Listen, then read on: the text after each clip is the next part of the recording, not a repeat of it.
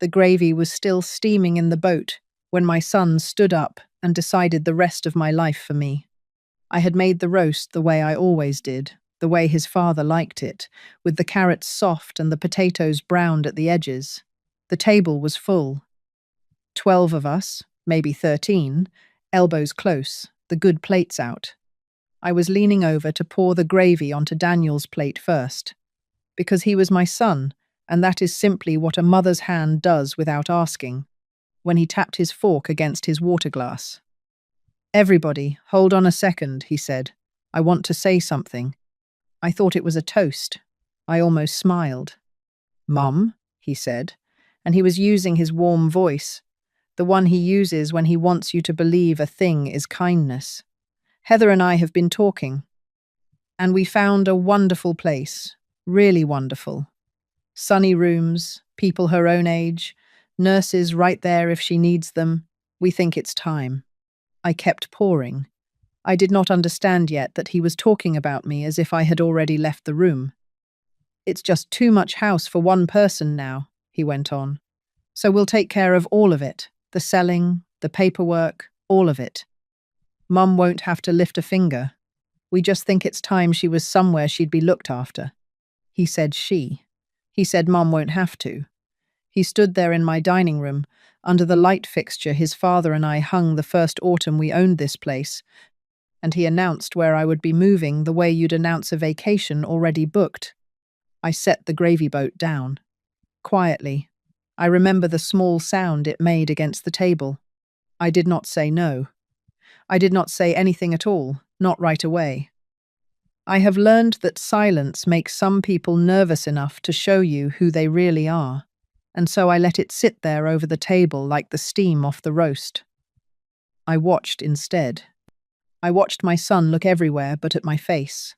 He looked at his plate, at Heather, at the salt shaker, at the window behind my head. A man who is sure he is doing the right thing looks his mother in the eye. Daniel could not. I watched Heather. There was a brochure peeking out of the top of her bag where it hung on the chair, glossy and folded, a corner of green lawn and white railing showing. She had not pulled it out tonight on a whim. The decision had been made in some other kitchen, on some other evening, long before they set foot in mine. "It's really for the best, Eleanor," my cousin's wife said softly, "the way you'd speak to someone who had not understood." "It's just too much for her now," someone else agreed, about the house I had cleaned that very morning. Then one of the little ones asked why Grandma was leaving, and I heard Heather lean down and whisper, "Grandma's getting a little forgetful, sweetheart." Forgetful. I had balanced my own checkbook at that kitchen table before sunrise. I knew to the dollar what was in every account I held. I had taught grown men and women to read for 30 years, and not one of them ever called me forgetful. But I held my tongue, because a woman defending her own mind to a room that has already decided only proves their point for them. Only Claire, my granddaughter, kept still. 19 years old, and the one person at that table who let her eyes drop to her plate instead of looking at me with that soft, sorry pity. She knew something was wrong with the whole shape of it. I could see it in her shoulders. So I reached for the dish in front of me. "Potatoes, anyone?" I said, and I passed them down the table with a steady hand. And when the talking moved on, I turned to my son and said, simply, "Thank you for thinking of me, Daniel." He smiled, relieved. He thought it was over. He thought I had folded. They mistook my quiet for agreement. It was the last time they would make that mistake.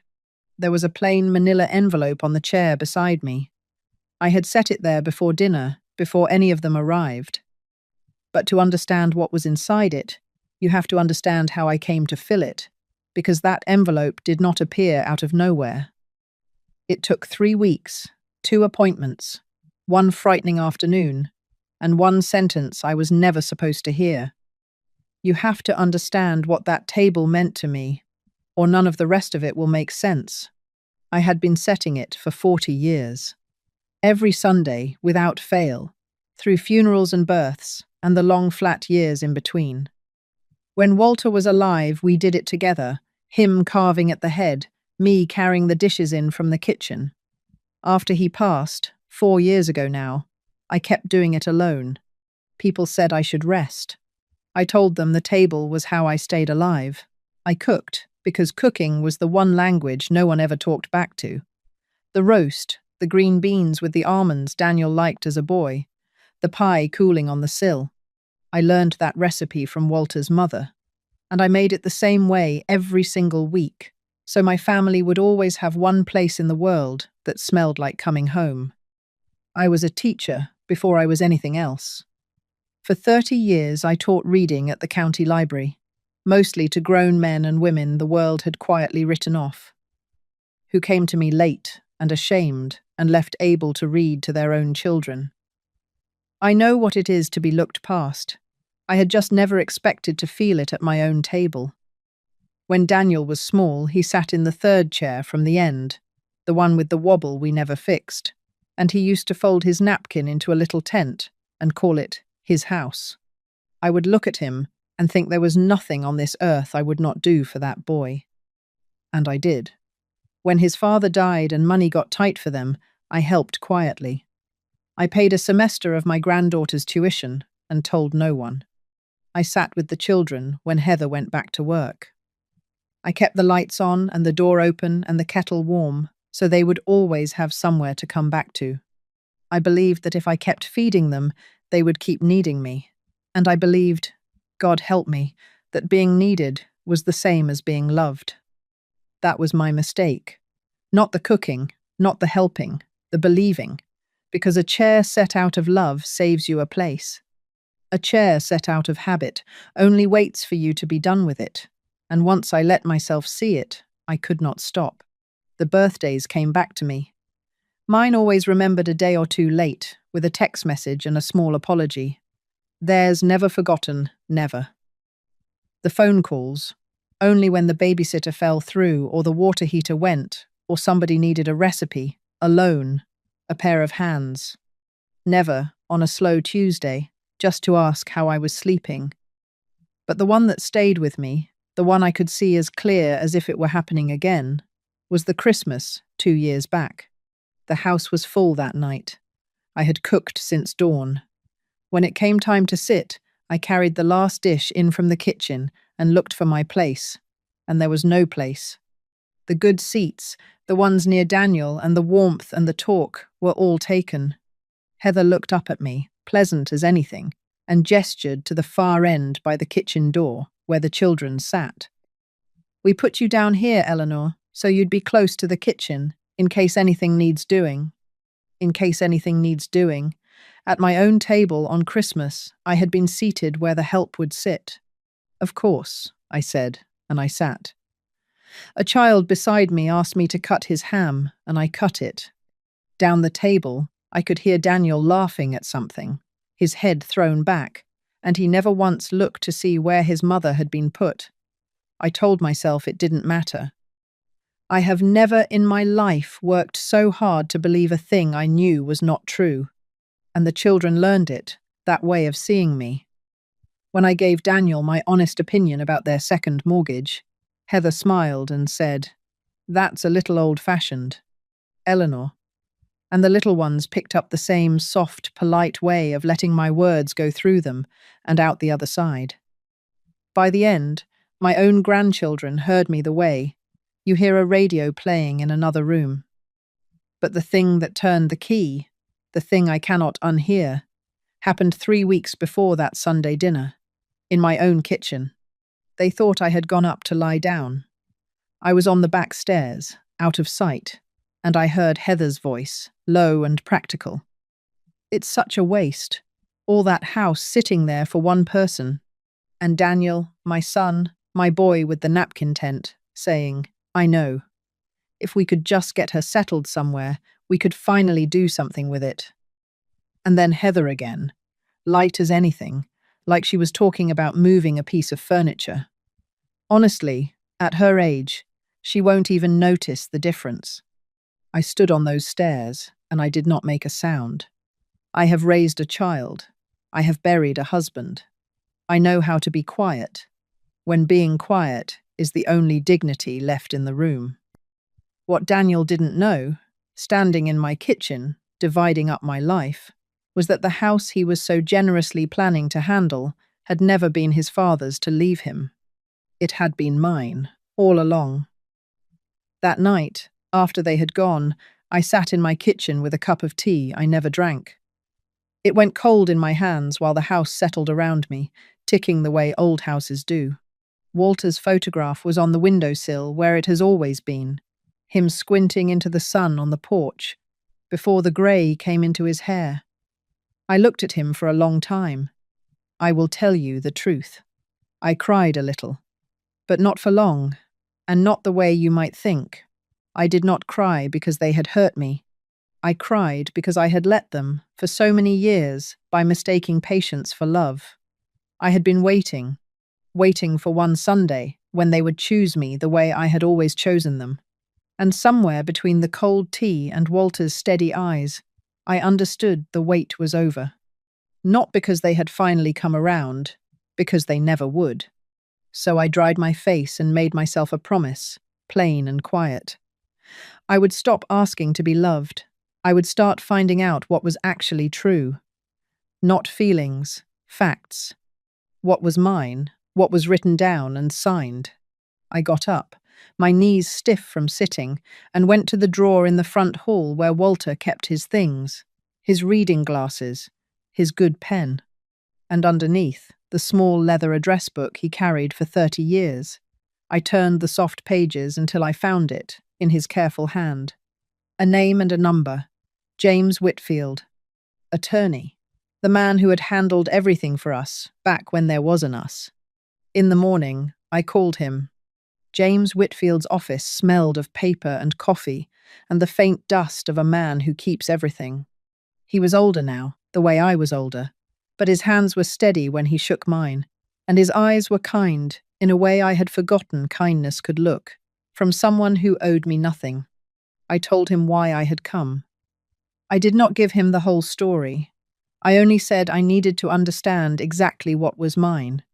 He did not ask why a woman my age would suddenly need to know such things. I think, having done this work for 40 years, he had learned to recognize the particular quiet of someone who has just found out where they stand in their own family. He pulled the file. Walter had kept good records, the way he kept everything.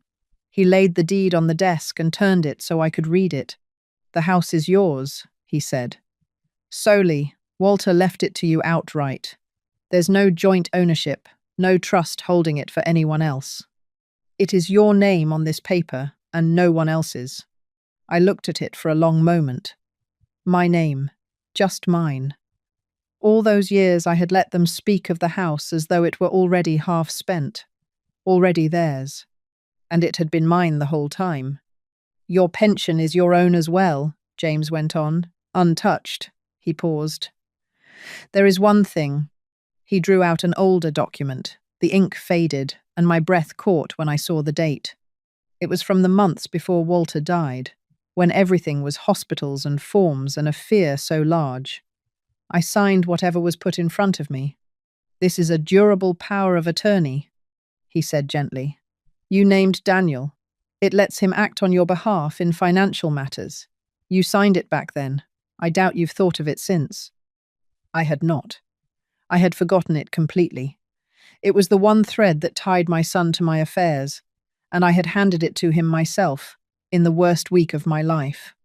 The attorney looked up from the deed, took off his glasses, and said the one sentence that decided how I would walk into that Sunday dinner.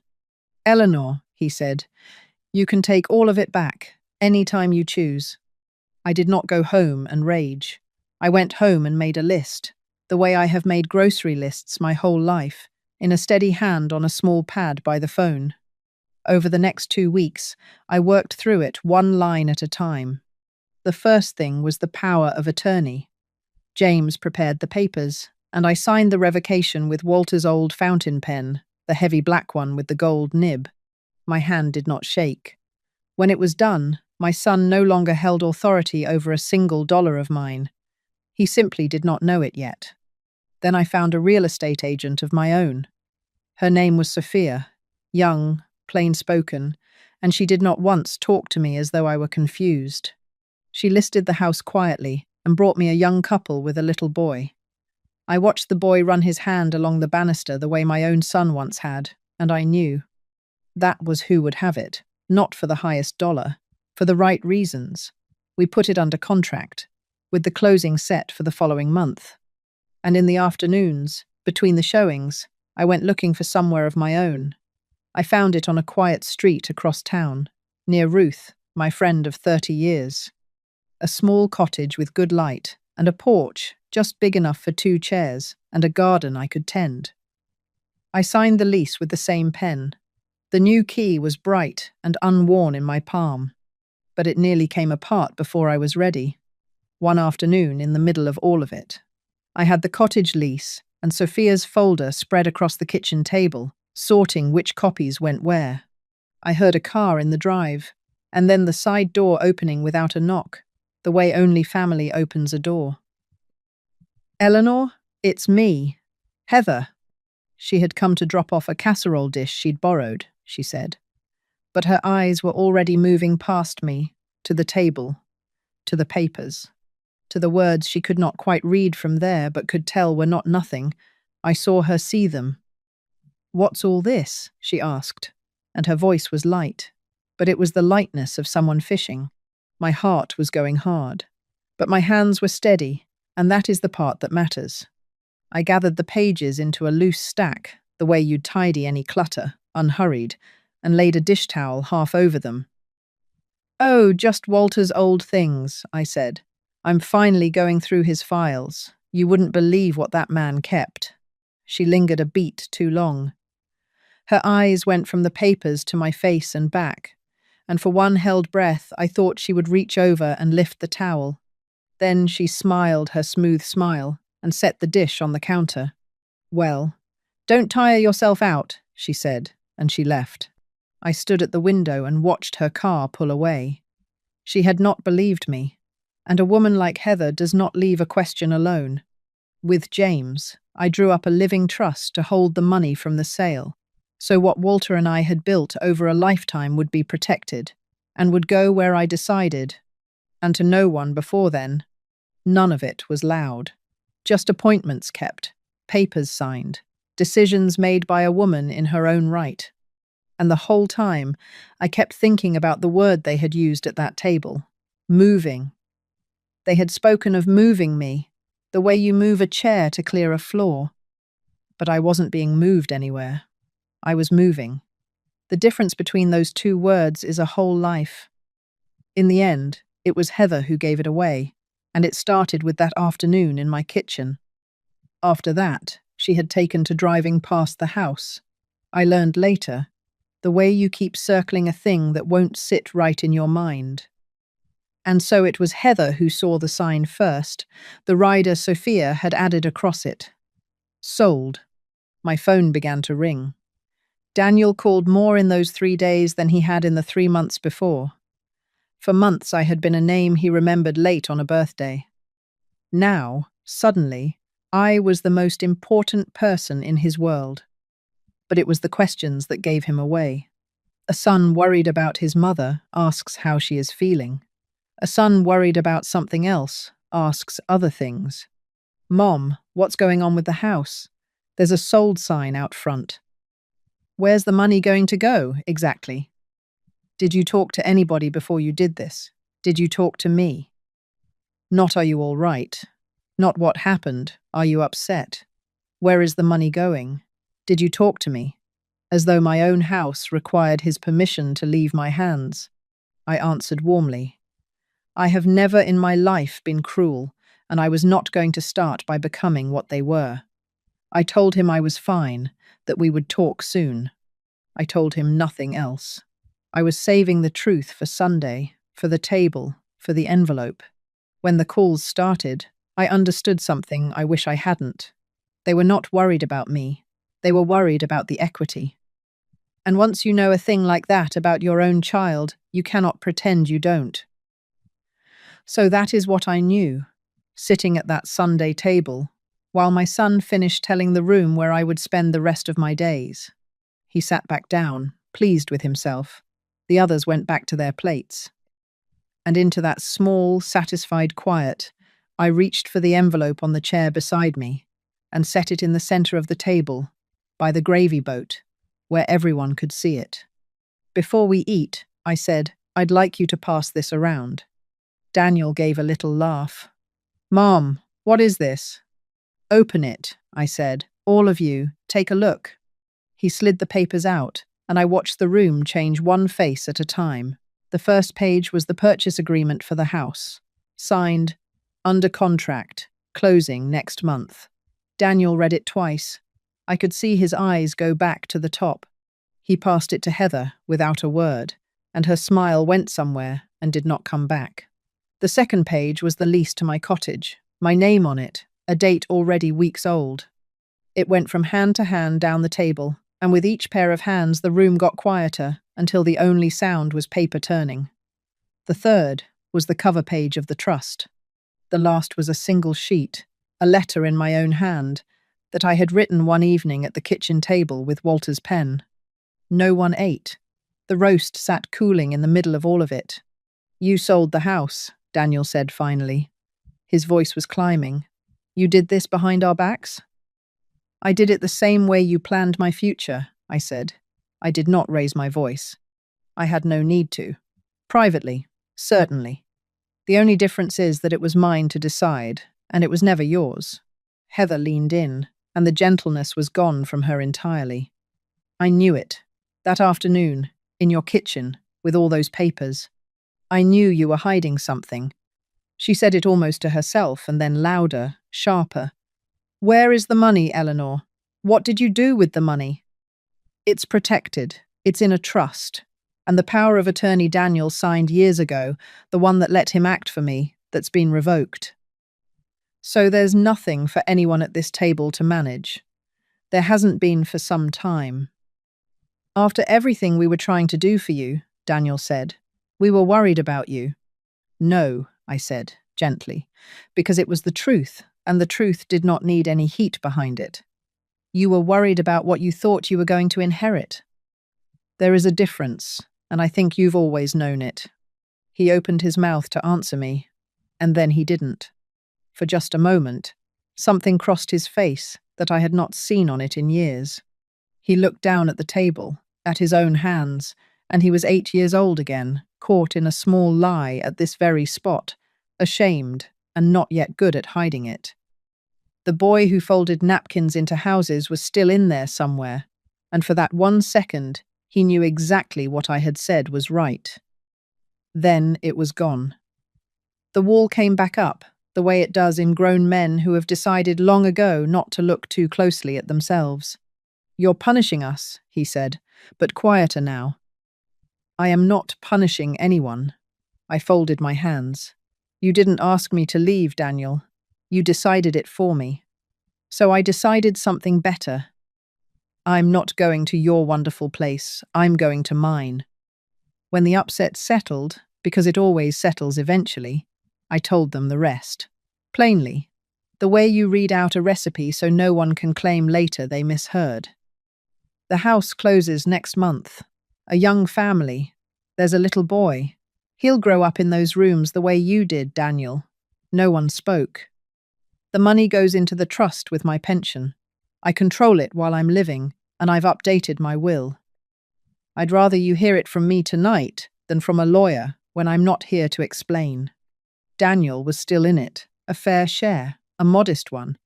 I was not carving my son out in a temper, the way they had tried to carve me out. But the larger part would go 2 places. Claire's education, every cent of it, so one grandchild would never sit at a table and be made to feel like a debt. And the rest to the reading program at the library, where I had spent my working life. They had always known that part of me existed. They had simply never imagined it might cost them anything. That's not fair, Heather said. And here is the strange thing. For the first time that evening, I heard something real underneath her voice. Not greed, fear. They were stretched thinner than they ever let on, the two of them, and I had felt that house under their feet like a floor that might give way. I understood it. I even felt for it. But being afraid of falling does not give you the right to sell the ground out from under a living woman. It's entirely fair, I said, and not unkindly. It simply isn't what you expected. Those are not the same thing. I'll be at my own table next Sunday, I said, and I stood and gathered my cardigan from the back of the chair. You're all welcome to come, as my guests. As my family, if you'd like to be, but not as the people who manage my affairs, because there is nothing left to manage. There's only me. And a door you're welcome to knock on. I did not cut anyone out. I simply stopped pretending the seat had to go to the person who'd forgotten me. And as I reached for my coat, in all that stunned and silent room, one person rose from the table who had never once reached for the envelope. It was Claire. She followed me out to the porch, the same porch where Walter used to squint into the sun, and stood beside me in the cool evening air, while the noise went on behind us in the house. For a moment, neither of us said anything. We just looked out at the yard going blue with dusk. I hated it, she finally said. Her voice was small. When I heard them planning it, Grandma, I hated it. I didn't know how to stop it. I'm sorry, I should have told you. You were a girl in a room full of grown people who had already decided, I said. That isn't your weight to carry. She wiped her eyes with the back of her hand, the way she had when she was little. I still have every birthday card you ever sent me, she said. All of them, in a box under my bed. And there it was. All those years I thought my love had simply been spent and forgotten, poured into a family that drank it without tasting it. But it had not all been wasted. It had landed somewhere I hadn't been looking. It had landed in the one chair I'd stopped watching. Before I left that house for the last time, I went to the kitchen and took her drawing down off the refrigerator. A crayon picture she'd made me at 6 years old. A yellow house with too many windows, and the two of us standing in front of it, holding hands. It had hung there for 13 years, beside a thank you card from a man of 50 who had learned to read at my table at the library. I peeled the tape off carefully and folded them both into my bag. Come see the new place, I told her. It has a porch, too, big enough for 2 chairs. She laughed, a wet little laugh, and said she would. The cottage is small, and I have never been happier in any house in my life. The morning light comes through the kitchen window and falls across a table I set for one, and I have learned that one is not a lonely number, it is a peaceful one. I make my tea and sit in the quiet, and there is no one passing me over, no one whispering that I am forgetful, no one dividing up my life while I hold the gravy. There is just the morning, and me, and the warm cup in my hands. Ruth comes by on Tuesdays. She talks to me like I am a whole person, which I am, which I always was. Claire's drawing hangs framed on the wall by the door now, the student's card tucked into the corner of the frame, the first things I see when I come home, and the last when I leave. The new key has stopped feeling new.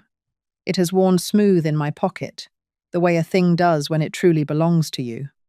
I think sometimes about that long dining table set every Sunday for 40 years. I gave it everything I had, and I never once asked whether my chair was set out of love or only out of habit. I know the answer now, and the strange thing is, it no longer hurts. Because I stopped waiting to be chosen, and I chose. A chair set out of habit, waits only for you to be done with it.